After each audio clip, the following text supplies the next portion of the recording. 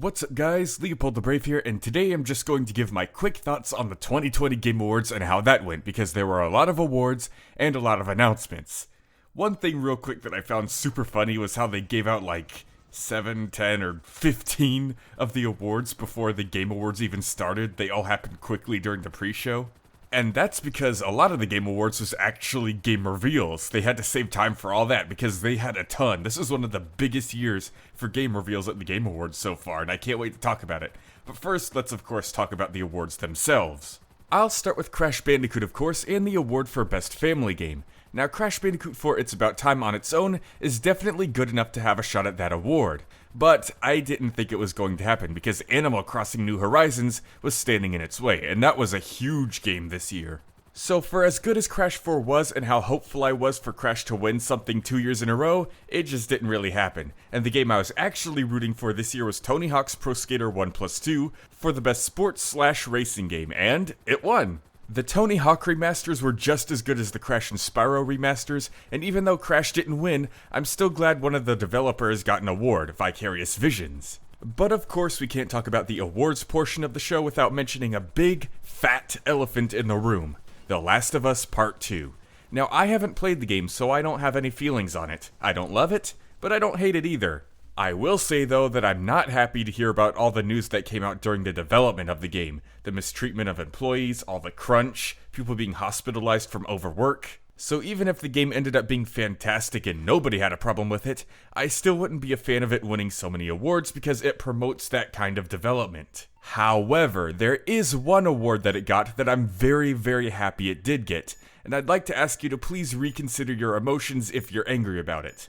But The Last of Us Part 2 got the Accessibility Award for very good reason. Again, I haven't played it, so I haven't gotten to experience these settings firsthand, but from what I've seen reported and what I actually see in articles and stuff, there are so many accessibility settings and options to help those who are disabled. There's loads of configurations to help people with visual disabilities, audio disabilities, people who can't keep their hands steady, people with coordination disorders. This level of detail for helping those with disabilities should be industry standard. So yeah, no matter how you feel about the game, you should be happy it won that award. That topic needs to be highlighted, and they did a fantastic job making sure that disabled people could play the game just as well as able-bodied people.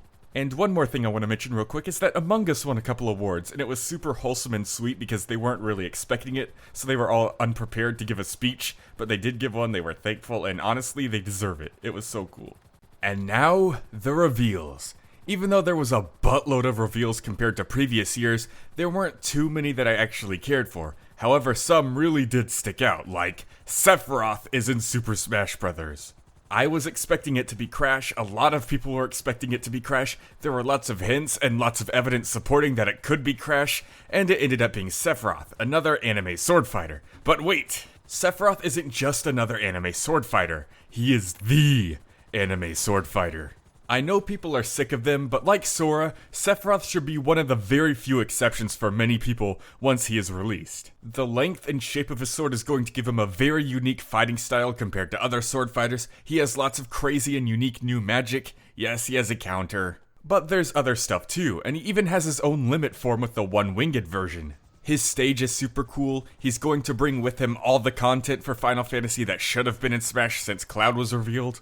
He is potentially going to be the only DLC character that's a villain, which we definitely need more of, and not only that, but one of the biggest villains in video game history. So I think Sephiroth has more than earned his spot, even if he's from a series that's already repped in the game. As for the other announcements, Mass Effect is getting a new game apparently. I haven't played any of the Mass Effect games, but they are ones I've wanted to try out, so that's super cool. The new Among Us map is super neat, it's very Henry Stickmin inspired. Fall Guys Season 3 is looking incredibly fun, but let's talk about Fortnite.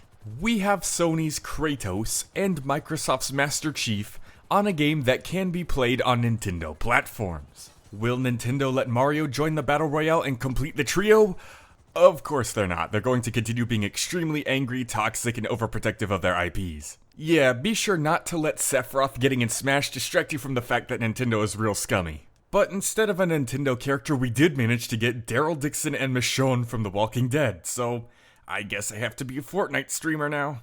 But that's about all I have to say for the announcements. People were also expecting a Crash or Spyro announcement because of all the Spyro 4 teases and all the Crash PvP hints with the Wumpa League and stuff, but I honestly didn't see it. We just got Tony Hawk's Pro Skater 1+2 and Crash Bandicoot 4 It's About Time in the last part of 2020. So we probably won't have any more games from Vicarious Visions or Toys for Bob show up until quarter 3 or 4 of 2021, and we probably won't hear about them until March of 2021. But with all of that said, the announcements were super hype, the awards were super hype, and it was a pretty good year for the Game Awards all around. But let me know what you guys thought about the awards and the reveals in the comment section down below, and I'll see you guys next time. LeopoldTheBrave, out.